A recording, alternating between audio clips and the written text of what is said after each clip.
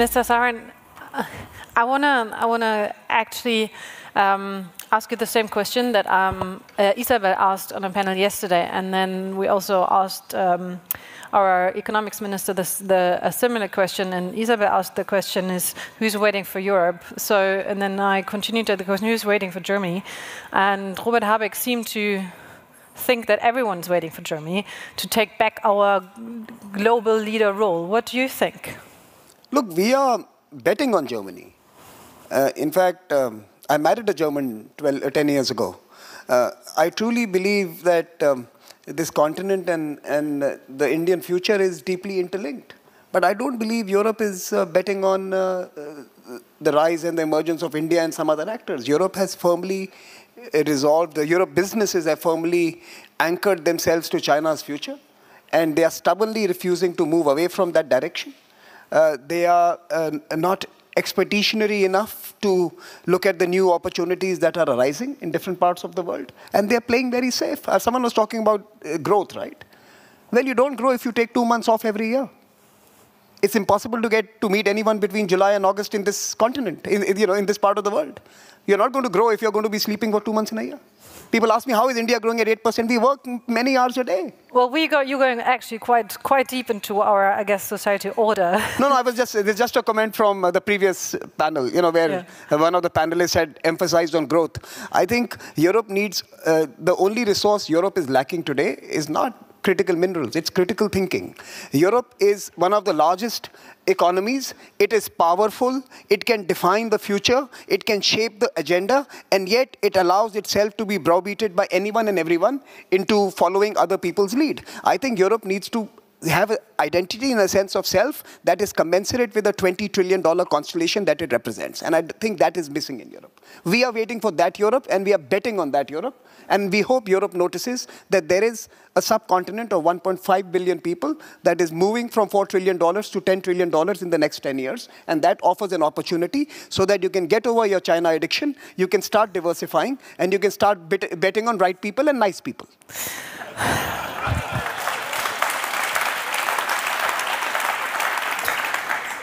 Well, I guess I'm also quite sure there's also nice people in China. So just to make that point clear. So Benedikt Franke, you are, I guess, like I said, you're CEO of Munich Security Conference. You had a conference earlier this year that was not easy because the times are very critical. When you look back at it now, is, let's say, the rising of other countries the most interesting that we've been seeing? Maybe we start there. Can I start by saying how much I love being on a panel with Samir, because he's probably the only one that makes me look quiet and sane, which is absolutely fantastic. Thanks, Samir. Yeah, so the Munich Security Conference 2024 was all about the need to include the Global South. Yeah. For us, it wasn't as much the invasion of Ukraine that was the wake-up call. It was really the UN General Assembly vote a week later, where we were all thrilled that 142 countries said, no, it's not okay to attack and kill your neighbor. And 5 countries, the usual suspects, said, no, perfectly all right to invade and kill your neighbor. But it was 38 countries representing more than half the world's population that abstained. They all abstained for different reasons. But at the end of the day, I think it's pretty clear to say that more than half of the world currently doesn't believe in the global order that we've become addicted to. Mm-hmm. And the Munich Security Conference tries to do its part in, trying to figure out why that is the case. And what do these 38 countries really have in common? Mm-hmm. That's not a lot. Mm-hmm. So there isn't a consolidated global South. Maybe we jump there. What do they have in common? I think they have a frustration in common. They have a legitimate concern in common that the global order does not work for them, in fact, structurally disadvantages them.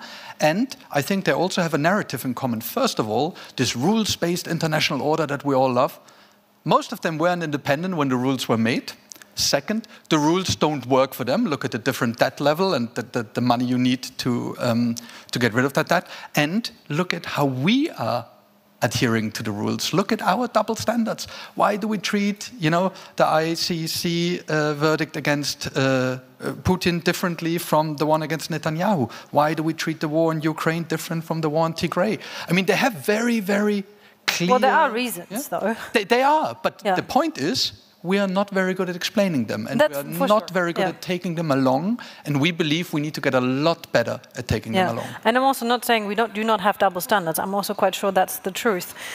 When you're looking from your perspective, like I said, from the outside in, is that something that you would subscribe to, that you said that's actually what's happening? No, actually, these were my notes that he read out. So you're welcome.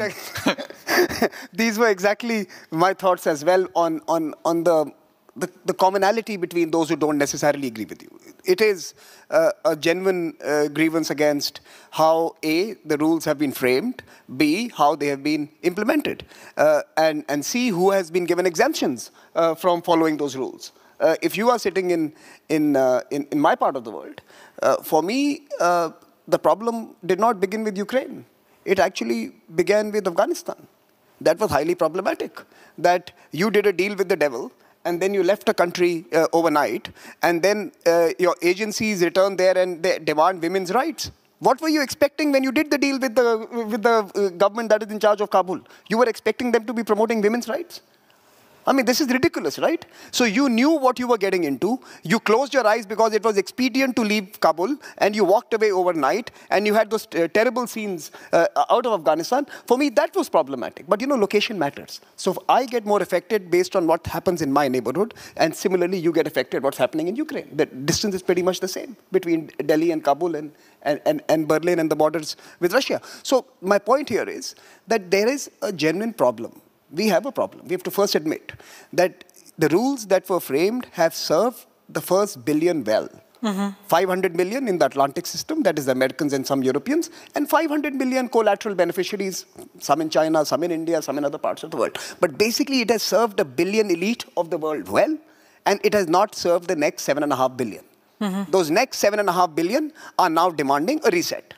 Now, either you allow for that reset and have a new conversation, for example, the G20, which has now become a more important body than the G7, for example. I'm just giving you one of the examples where a much larger constellation of actors are speaking. Or create new institutions where one country, one vote becomes the norm. But you cannot have the victors of World War II and the colonial powers of that era define our lives. Okay. For me, the UN Security Council represents the continuation of a colonial project. Colonial powers and their allies are still the ones who sit on that particular council. And for me, that is exactly the council that needs to be demolished if a new world order and new rules need to emerge. Okay, but if we continue on that thought, what's next? I mean, like, if the rules that we have right now do not or should not apply to countries that for sure have been suffered through those rules and through what have been done to them, do we just wait for new rules to fall into place, or who's gonna check? Well, I can take a go for it. You know, I can make a go for it. I think what we really need to do is that those who were in charge till now, we need to pension them off. They need to be retired. They've done a good job over the last 75 years. Now we need new faces, new voices, new blood. And I'll give you an example, a working example. If you look at the two G20 presidencies of the last 2 years, Indonesian and Indian, and now, of course, you have the Brazilian who are in charge, but we haven't reached the outcome yet. But if you look at the Indonesian and Indian presidencies, I think they were a remarkable effort on diplomacy, where in a polarized world, where we couldn't agree on anything, both Indonesia and India could bring everyone into the room and put a consensus document or an outcome document or an ambitious outcome document that drives the world forward on critical issues around SDGs, around energy, around finance, around economic stability, around certain other questions.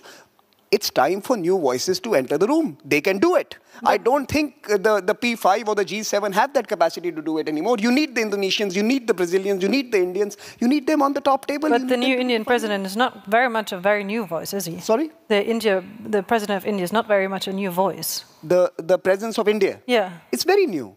You know, what you I think she means Prime Minister Oh, Modi. the Prime Minister of India. yeah. Is like 200 years old. Oh, That's look, not what I meant, but he's in charge for quite a long time. No, I mean, that's not my point. I'm talking about India as an actor, not the Indian Prime Minister as within an actor in India. I'm talking about India as a player on the global stage. It's a very new phenomenon.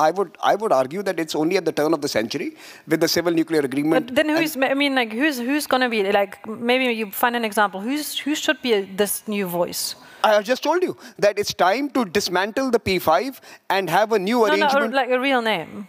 I just told you 3 names. I think it's time to bring a few countries from Africa, and we can think about Nigeria, South Africa. You can pick up a couple from that continent. You have India, you have Brazil, you have countries such as Germany, for example, by the way, even from the old continent. That why should the French and British be speaking on behalf of this continent? Or maybe you need to have an EU voice, a unified EU voice on that council. It's time to get the 2 out, and certainly bring in the Japanese and bring in the Indonesians who are. That's going to be a big discussion table. 10 or 11 people, right? Okay. That's not that big for a world that is now 8 billion people. You had 5 people running a world when there were barely a handful of countries that were independent and free. So You did want a controversial panel. I'm super happy about this. I'm just trying to find a way to make sure that whatever we find at the end of this panel will actually get out, and we actually make it something that we can deal with in normal life. I mean, look, let me just add something. If you read the recent IMF report, and now I'm coming back to, since this is a business forum, let's talk money. Look, the report suggests that over half, close to 60% of all global growth is now being contributed by countries in the developing and emerging world. So China, India, parts of Africa, Asia. They are contributing 2/3 of global growth, and this is going to remain a trend line for a long time. This is going to be the reality. They are the custodians of your continuing prosperity, even in this continent. Now, it is important that those who are contributing such large amounts to the world's stability and growth need to have a say on the table. Instead, what do we see? What we see is that global financial flows are still decided by 3 capitals or 4 capitals. Most of them in Europe and US, right? It's New York, London, Paris, and if you want to count a couple of regulatory bodies in Switzerland, it's they who decide how money flows. Climate action is happening in India, Africa, Latin America, and yet climate finance remains concentrated in Europe. And whose fault is this? Yours. It's your fault. I mean, look, if you control the bank and you don't allow financial flows to cater to growth potential, it's your fault. If I was sitting on the banks, if I was sitting on the taps of money, and if I was controlling those taps, I would have said it's my fault. If there's an unequal financial architecture, if there is a perverse financial architecture, you have to blame the managers of that architecture. The Paris Club is to blame, period. But there's no but. You are to blame. Now, what do we do about it? I'm not saying dismantle the architecture. I'm saying, yes, it is time to create partnerships with others and expand it, enlarge it. You are talking about, like you said, you are talking about a system that grew over years, centuries, and you can say it's the people who are sitting on there now are to blame, but you could also say maybe it's time to change the system systematically, like you said. I'm saying that itself. If that gives you relief, let's do it. It's the same thing. Let's change the system. Okay.